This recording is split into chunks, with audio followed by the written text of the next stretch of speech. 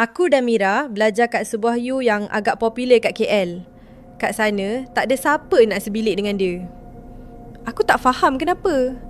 Pernah nak tanya, tapi mereka pun tak nak bergaul dengan aku. Dijadikan cerita, aku dilistkan antara yang akan sebilik dengan dia. Ya, aku pelik dan mula rasa patut ke aku sebilik dengan dia. Aku tidak berapa rapat dengan dia sebenarnya. Ada yang pelik pasal dia bila 2 minggu duduk dengan dia. Adalah satu hari ni aku memang terkejut gila bila aku tiba-tiba terjaga dan menghala ke sebelah kanan. Aku mendapati si Mira tengah duduk renung aku kat sebelah katil aku. Aku apa lagi? Terus menjerit sebab terkejut sangat. Tak pasal-pasal aku pula yang kena marah.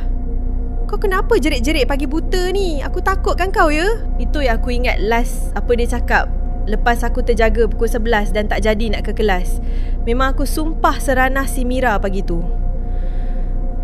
Pagi tu kelibat dia pun tak ke mana. Ada satu hari ni, aku terlebih rajin mengemas rumah.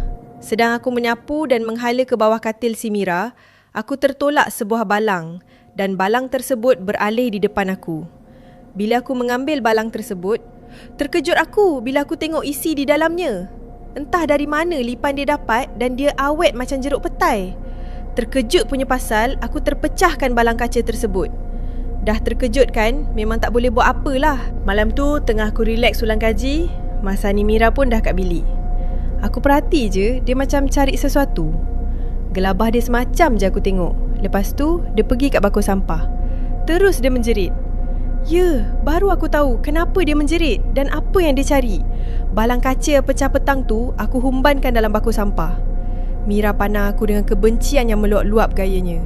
Terus dia datang dekat aku dan tarik rambut aku. Kenapa kau pecahkan? Kenapa?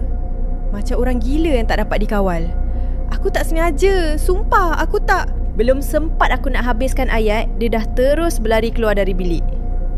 Malam tu aku tidur seorang, tapi aku tak dapat tidur dengan Lina. Aku ni dah lah penakut juga orangnya. Sudahlah Mira entah ke mana pergi malam tu tak balik-balik. Pagi, buat dalam pukul 3 macam tu, aku dengar macam-macam bunyi pelik. Memang aku kecut perut dah masa tu.